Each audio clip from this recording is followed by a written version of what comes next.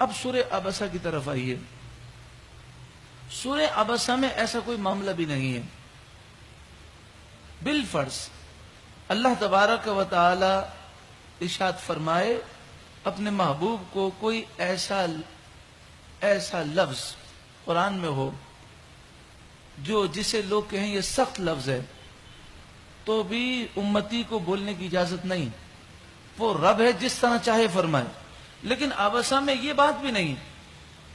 لیکن آج ایسے لوگ ہیں کہ سورہ عبسہ پڑھ کر یہ کہتے ہیں دیکھو اللہ نے اپنے محبوب کو ڈانٹا. نعوذ باللہ من ذالک.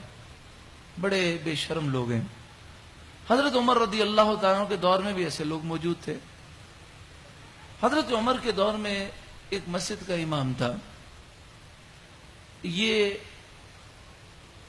اپنی نماز میں اکثر سورہ عبسہ پڑھتا تھا. حضرت عمر کو پتہ چلا. آپ نے اس کو بلایا اور آپ نے فرمایا کیا تمہیں سورہ عبسہ کے علاوہ دوسری کوئی صورت نہیں آتی؟ کہنے لگا بہت صورتیں آتی ہیں. آپ نے فرمایا میں نے سنا ہے کہ تم اکثر نماز میں جو جہری نمازیں ہوتی ہیں اس میں سورہ عبسہ پڑھتے ہو. کہا جی بالکل پڑھتا ہوں. آپ نے تلوار نکالی اور اس کا سر آپ نے قلم کر دیا. آپ نے فرمایا یہ منافق ہے کہ یہ سورہ عبسہ پڑھ کر یہ دوسرے معنی لیتے ہیں. تو جو سورہ عبسہ پڑھ کر حضور صلی اللہ علیہ وسلم کی گستاخی کرنے لگے اب سمجھ جائیں کہ یہ منافق ہے. اگر حضرت عمر کا دور ہوتا تو یہ ممبر پر بیٹھ کر ایسی بکواس کرتے ہیں حضرت عمر ان کے سر اڑا دیتے. بس دعا کریں اللہ ایسی اسلامی حکومت عطا فرمائے کہ ایسے گستاخوں کو سزا دی جائے. عبسہ وتولی میں تھا کیا؟ عبسہ وتولی میں یہ تھا کہ پیارے آقا صلی اللہ علیہ وآلہ وسلم کافروں پر حجت تمام کرنا چاہتے تھے. کافر سردار وہ بات سننے کے لیے تیار نہیں تھے. ایک موقع مل گیا، کافر سرداروں کو حضور نے جمع کر لیا اور آپ نے انہیں نصیحتیں شروع فرمائی. وہ بھاگنا چاہتے تھے. اب جب نصیحت کا سلسلہ ہوا تو وہ سننے لگے. سرکار دو عالم صلی اللہ علیہ وآلہ وسلم یہ چاہتے تھے کہ جن کے نصیب میں ایمان ہے وہ ایمان لے آئیں اور جن کے نصیب میں نہیں ان پر حجت پوری ہو جائے. اور یہ نہ کہہ سکیں کہ ہم نے تو کبھی کوئی بات ہی نہیں سنی. اس میں حضرت عبداللہ بن ام مکتوم آ گئے. قرآن کا حکم کیا ہے؟ حکم یہ ہے کہ جب آپ کسی کے یہاں آئیں تو سلام کریں اور اجازت طلب کریں. اجازت کے بغیر کسی کے یہاں داخل نہیں ہونا چاہیے. لیکن وہ نابینا صحابی تھے. وہ بغیر اجازت طلب کیے بغیر سلام کیے داخل ہو گئے. ان کو نظر نہیں آیا کہ سرکار دو عالم صلی اللہ علیہ وآلہ وسلم نصیحت فرما رہے ہیں. تو ان کی ذمہ داری تھی کسی سے پوچھتے کہ بھئی سرکار مصروف تو نہیں ہے. تو سراسر ان سے غلطی ہو گئی کہ انہوں نے نہ سلام کیا نہ اجازت طلب کی نہ پوچھا کسی سے. آ کر زور سے چلانے لگے، کہنے لگے یا رسول اللہ مجھے نصیحت کیجیے. اور جب انہوں نے زور زور سے چلایا تو وہ کافروں کو موقع ملا، یہ اٹھ کے چلے گئے. تو پیارے آقا صلی اللہ علیہ وآلہ وسلم کو دکھ پہنچا.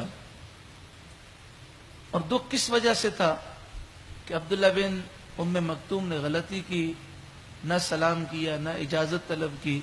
اور ایسے ہی اور ویسے بھی مجلس کے آداب کے خلاف ہے. جب کوئی کسی کو بات کر رہا ہو سمجھا رہا ہو تو بیچ میں بولنا منع ہے. اب مثال لیں، ایک آدمی بیان کر رہا ہے لوگ سن رہے ہیں، اس میں سے کوئی کھڑا ہو جائے اور کہنے لگے میری بات کا جواب دیں تو ہر ایک کہے گا یہ اس نے بے ادبی کی. سرکار دو عالم صلی اللہ علیہ وآلہ وسلم کے چہرے مبارک پر ناگواری کے آثار آئے. اب آپ نے جلال نہیں فرمایا، حضور کے برداشت کو دیکھیں. آپ نے جلال نہیں فرمایا، آپ نے ناراضگی کا اظہار نہیں فرمایا، ڈانٹا نہیں، بلکہ آپ نے خاموشی اختیار فرما لی. یعنی اس بات سے آپ نے درگزر کیا. تو اللہ تبارک و تعالی نے حضرت عبداللہ بن ام مکتوم کی طرف سے یعنی گویا کہ یوں سمجھیے کہ اگر ہم یوں کہیں کہ اللہ تعالیٰ نے عبداللہ بن ام مکتوم کی سفارش کی تو یہ جملہ مناسب نہیں ہے، لیکن مراد یہ تھی کہ اے محبوب یہ آپ کا سچا پکا غلام ہے، اس سے غلطی ہو گئی، اس کو معاف کر دیں، اگر آپ روٹ گئے تو اس کا کون ہے؟ تو اللہ تبارک و تعالی نے ان آیتوں کو جب نازل فرمایا تو حضور کا دکھ دور ہو گیا، اور پھر حضور صلی اللہ علیہ وسلم عبداللہ بن ام مکتوم کی بہت عزت فرماتے اور بڑا اکرام دیتے، اور فرماتے کہ ان کی وجہ سے اللہ تعالیٰ نے یہ آیتیں مجھ پر نازل فرمائیں۔